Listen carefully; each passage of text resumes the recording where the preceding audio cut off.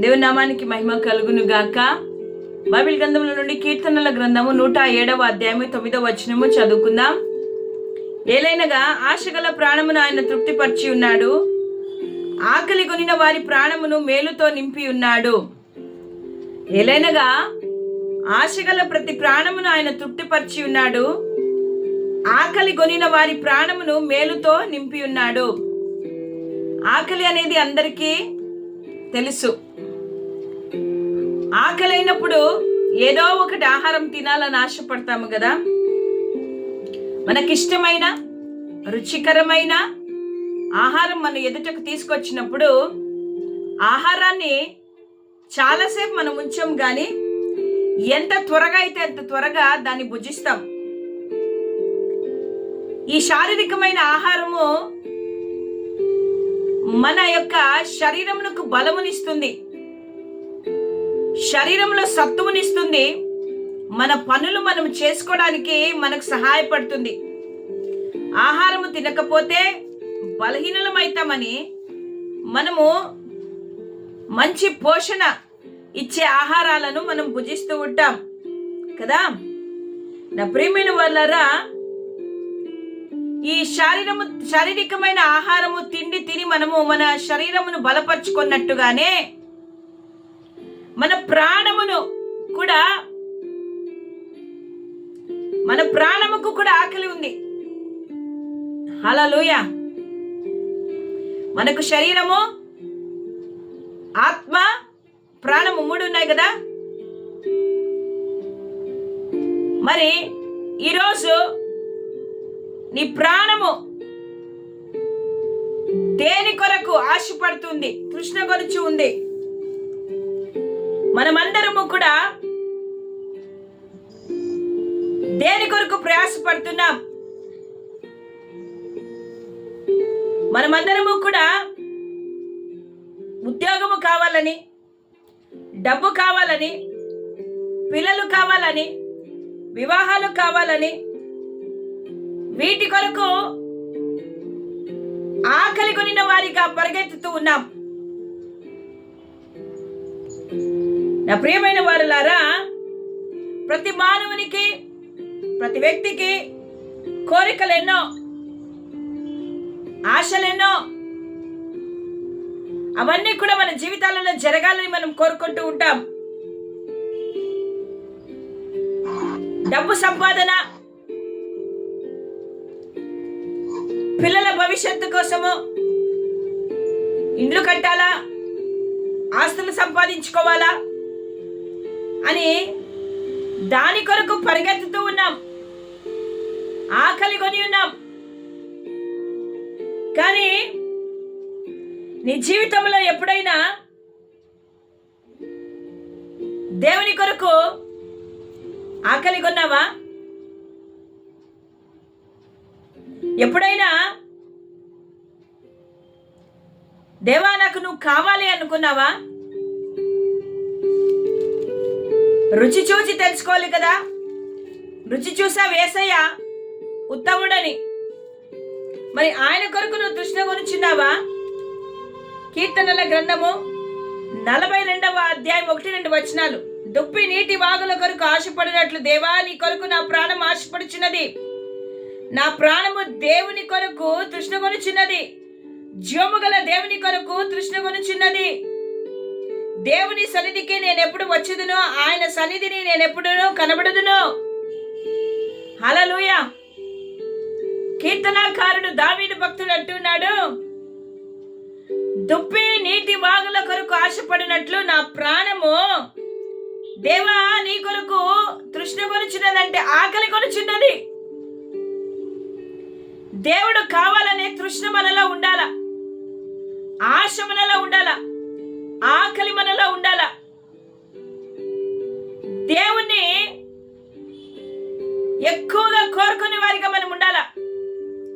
ఈ శరీరమునకు ఆహారము ఏ రీతిగా అవసరమో మన ఆత్మీయమైన జీవితానికి దేవుడు అంత అవసరము. ఆ దేవుడు ఏ రూపంలో మన ఆశను తీర్చగలంటే ఆయన వాక్యమైన దేవుడు. ఆ వాక్యము ద్వారా నీవు నీ ఆకలిని తీర్చుకోగలవు. నా ప్రాణము దేవుని కొరకు తృష్ణగొనుచున్నది. ఏ దాని కొరకు నువ్వు తృష్ణగొనుచున్నావు ఈరోజు? నీ కోరిక ఏంటి? నీ ఆశ ఏంటి? దేని కొరకు నువ్వు ఆశపడుతూ ఉన్నావు? నాకు దేవుడు కావాలనే తృష్ణ నీలో ఉందా? నీ తృష్ణ ఏ రీతిగా డబ్బు సంపాదించాలని కోరిక, ఆకలి, ఏ రీతిగా ఉన్నతమైన స్థితికి రావాలి, ఏ రీతిగా నా భవిష్యత్తు ఉండాలనే తృష్ణ ఉంది, కానీ దేవుని కొరకు తృష్ణ నీలో లేదు. ఆయన అంటాడు, భక్తుడు అంటాడు, జీవము గల దేవుని కొరకు తృష్ణ కొనుచున్నది. దేవుని సన్నిధికి నేను ఎప్పుడు వచ్చేదను? దేవుని సన్నిధికి రావాలనే ఆశ మనలో లేదు, ఆకాంక్ష మనలో లేదు. బలవంతంగా మన అవసరాలు తీరాలి కాబట్టే, మన అక్కర్లు తీరాలి కాబట్టే మనం ఈ లోకంలో జీవిస్తున్నాము, మనం బ్రతకాలి కాబట్టే మన అవసరతల కొరకు దేవుని దగ్గరికి వస్తున్నాము. కానీ నిజంగా జీవము కలిగిన దేవుడు నాకు కావాలి అని తృష్ణకొని ఆయన సన్నిధికి మనం రాలేకపోతున్నాం, కనబడలేకపోతున్నాం.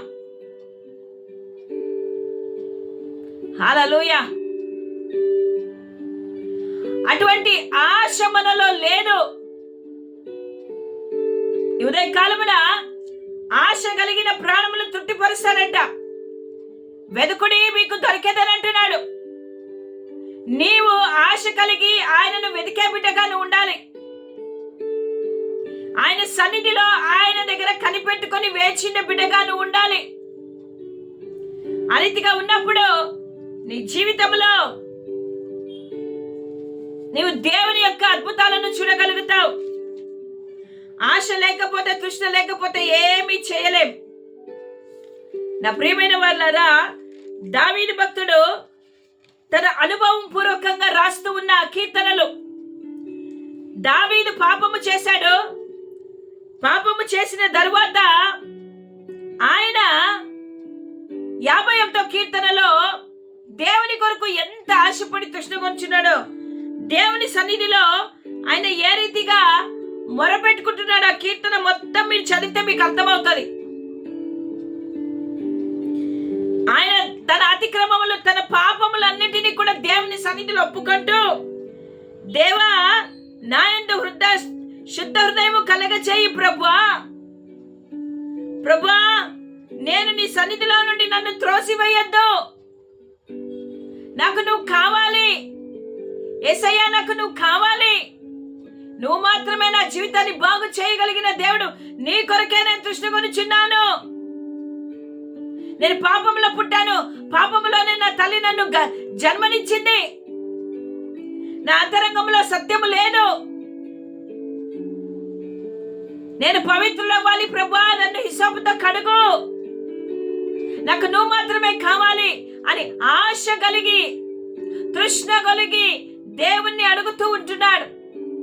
ఈరోజు నువ్వు దేవుణ్ణి ఏ రీతిగా అడుగుతుంటున్నావు? ఆ రీతిగా దావీదు వలె తృష్ణ కలిగి దేవుని దగ్గరికి నువ్వు వస్తున్నావా? ఆకలి గొనిన వారి ప్రాణమును మేలుతో నింపుతాడు ఆయన. నువ్వు దేవుని కొరకు ఆకలి గొనిన బిడ్డగా నువ్వు ఉన్నట్టయితే మేలుతో, మంచితో నీ ప్రాణమును ఆయన నింపేవాడు. హల్లెలూయా.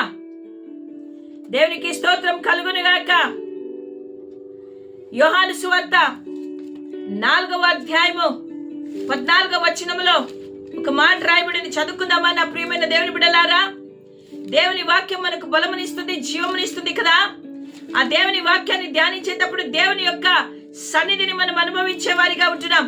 దేవుని యొక్క దీవెనలు మనం పొందుకునే వారిగా ఉంటున్నాం. హల్లెలూయా. యోహాను సువార్త 4వ అధ్యాయం 14వ వచనములో ఆయన అంటున్నాడు, నేనిచ్చు నీళ్లు త్రాగువాడెప్పుడును దప్పిగలడు. నేను వానికిచ్చు నీళ్లు నిత్య జీవమునకై వానిలో ఊరడు నీటి బుగ్గగా ఉండునని ఆమెతో చెప్పెను. ఎప్పుడైతే నువ్వు తృష్ణకొని ఆకలి కొని వస్తావో, ఆయన జీవజలమనే నీటిని నీకు ఇచ్చే దేవుడు అంటున్నాడు. ఆ నీలో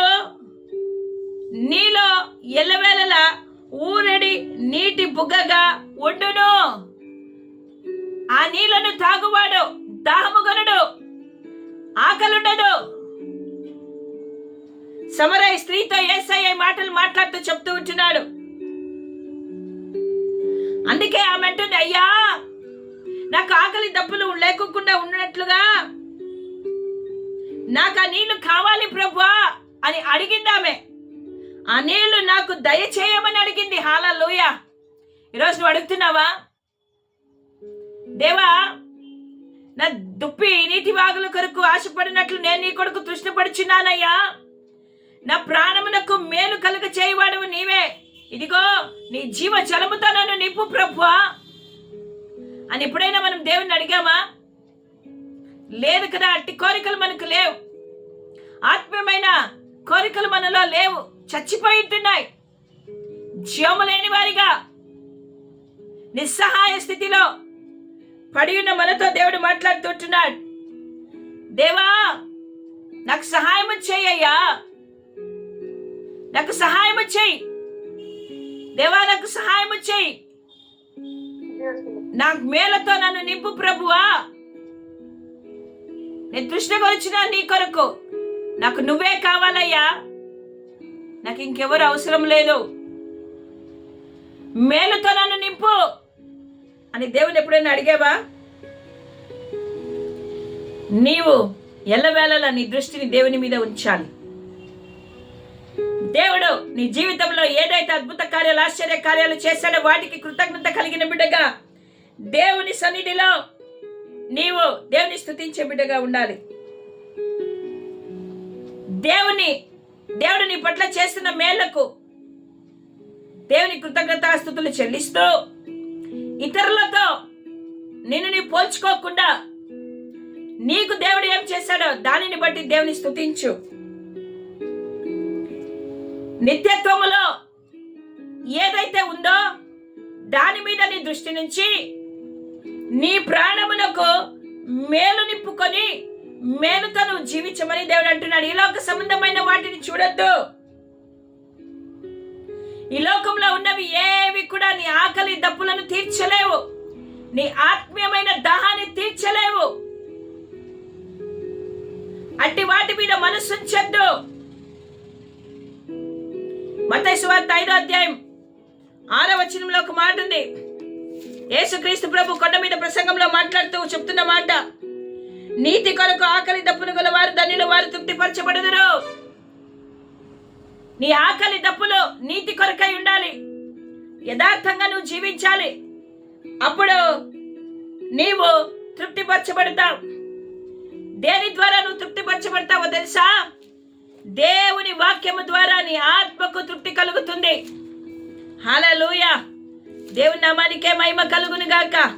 నా ప్రియమైన వాళ్ళారా, శారీరకమైన కోరికలు తీర్చుకుంటూ, శారీరకమైన అవసరతలు తీర్చుకుంటూ మరి ఆత్మీయమైన అనుభవంలోనికి రాలేక దేవుని సన్నిధిలో మనం ఉండలేకపోతూ ఉంటున్నాం. హల్లెలూయా, హల్లెలూయా. దేవునికే స్తోత్రం కలుగును గాక. నా ప్రియ దేవుని బిడ్డలారా, ఈ ఉదయకాలమున దేవుడు నీతో మాట్లాడుతుంటున్నాడు. దేవుడు నిన్ను బలపరచబోతున్నాడు. దేవుడు నిన్ను లేవనెత్తబోతుంటున్నాడు. నువ్వు ఆశ కలిగి నీ కోరిక దేవుని దగ్గర తీసుకుని వచ్చినట్టయితే దేవుడు నిన్ను బహుగా ఆశీర్వదించబోతుంటున్నాడు. నీ కోరికలను సిద్ధింపచేసి నీ ఆలోచన యావత్తను సఫలపరిచి, ఇదిగో ఆశ కలిగిన ప్రతి ప్రాణమును ఆయన తృప్తిపరిచి మేలుతో నీ హృదయమును ఈ ఉదయకాలం నింపబోతూ ఉంటున్నాడు. హల్లెలూయా. దేవునికే స్తోత్రం కలుగును గాక. నా ప్రియమైన వాళ్ళరా, మనం ఏం చేయాలంటే వేకువరే ఆయనను వెతకాలి. దేవా నా దేవుడవు నీవే, వేకువనే నేను నిన్ను వెతకదను. నువ్వు ఆయన ఉదయమే వెతికినట్టయితే, ప్రతి ఉదయం ఆయన సన్నిధికి నువ్వు వచ్చినట్టయితే, ఆయన ఏమైనాడో నువ్వు తెలుసుకున్నట్టయితే మేలుతో నేను నింపి నీ జీవితంలో అద్భుతాలను చేస్తాడు ఆయన. హల్లెలూయా. ఈరోజు వేకునే నువ్వు దేనిని వెతుకుతున్నావు? డబ్బు సంపాదన, ఆస్తి కావాలనా? దేనిని వెతుకుతున్నావు? ఆకలి కొనిన వానికి దేవుడు ఇచ్చే దేవుడే అంటున్నాడు, పోషించే దేవుడే అంటున్నాడు. ఆయన మన పోషకుడు. నీ శారీరకమైన అవసరతలను తీర్చిన దేవుడు నీ ఆత్మీయమైన అవసరతలను కూడా తీర్చి నిన్ను ఆయన పోషించి నడిపించే దేవుడు అంటున్నాడు. కాబట్టి ఉదయకాలమున నీ ప్రాణమును మేలుతో నింపుతాడు. నువ్వు ప్రతి ఉదయమునే ఆయనను వెతుకు, ఆయన సన్నిధిని వెతుకు, ఆశ కలిగి ఆయన కావాలని నువ్వు పరిగెత్తు. ఖచ్చితంగా ఆయన నీకు మేలుతో నింపి నీ జీవితాలను ఆశీర్వాదకరంగా మారుస్తాడు. దేవుని కొరకు తృష్ణకొని మనం ఉండాలి, ఆశపడిన వారిగా మనం ఉండాలి. మన ఆశలను, మన కోరికలను తీర్చగలిగిన దేవుడు ఆయన. హల్లెలూయా. ఉదయకాలమున నీ యొక్క కోరికలను, నీ ఆకలి కొన్నావేమో, దేని కొరకు నువ్వు ఆకలి కొన్నావో ఆకలిని తీర్చి నీకు సహాయము చేసి నేను నడిపించును గాక. ఆమేన్.